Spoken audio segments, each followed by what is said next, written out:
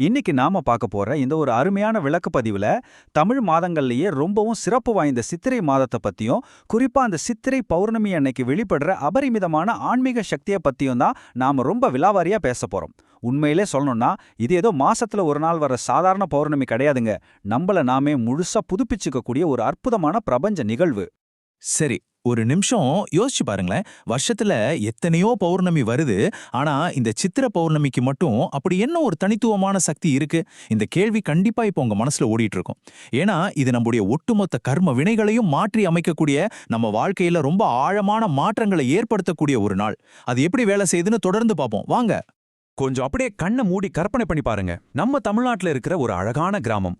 அதிகாலை நேரத்துல உதிக்கிற ஒரு பொன்னான சூரிய உதயம். வானத்துல பறவைகள் சுதந்திரமா பறக்க, தூரத்துல மெல்லிய பக்தி இசை காத்துல மிதந்து வர, மக்கள் அதிகாலையிலேயே எழுந்து ரொம்ப பக்தியோட கோவிலை நோக்கி போயிட்டு இருக்காங்க.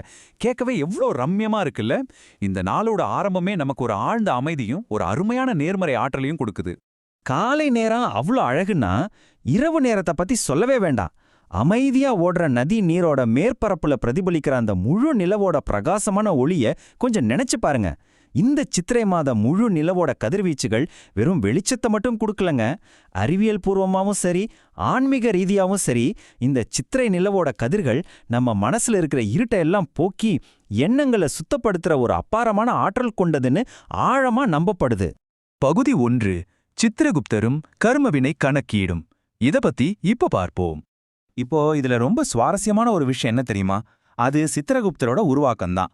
புராணங்கள் என்ன சொல்லுதுன்னா, ஒரு தங்க மாளிகையில அமைதியா உட்கார்ந்துகிட்டு மனிதர்களாகிய நாம செய்யற ஒவ்வொரு பாவ புண்ணியங்களையும் ஒரு சுவடியில ரொம்ப துல்லியமா கணக்கு பார்க்கற தெய்வம் தான் இவரு.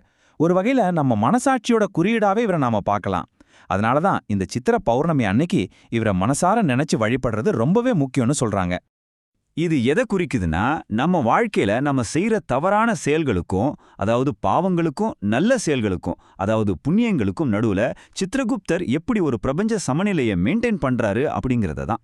அதனால இந்த சித்திரை பௌர்ணமி நன்னாள்ல சித்திரகுப்தரை வழிபடுறது மூலமா நம்மோட இந்த மாபெரும் கர்ம வினை கணக்குல மிகப்பெரிய அளவுல ஒரு நல்ல மாற்றத்தை கொண்டு வர முடியும்.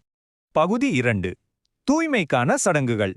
அதாவது புனித நீராடல் மற்றும் அன்னதானம். இந்த கர்ம வினைகளை பேலன்ஸ் பண்ணி நம்மள நாமே தூய்மைப்படுத்திக்க நாம என்ன செய்யணும்? ரொம்ப ரொம்ப சிம்பிளான 2 விஷயங்கள் தாங்க. முதல் படி, கரெக்டா சூரிய உதயத்துல நதிகள் மாதிரி புனித நீர்நிலைகள்ல நீராடுறது. இது உடம்ப மட்டும் இல்ல, உள்ளத்தையும் சேர்த்து சுத்தம் பண்ணுது. இரண்டாவது மட்டும் ரொம்ப சிறந்த விஷயம் என்னன்னா, ஏழைகளுக்கும் பசின்னு வர்றவங்களுக்கும் எந்த எதிர்பார்ப்பும் இல்லாம உணவளிக்கிற அன்னதானம் செய்யறது தான்.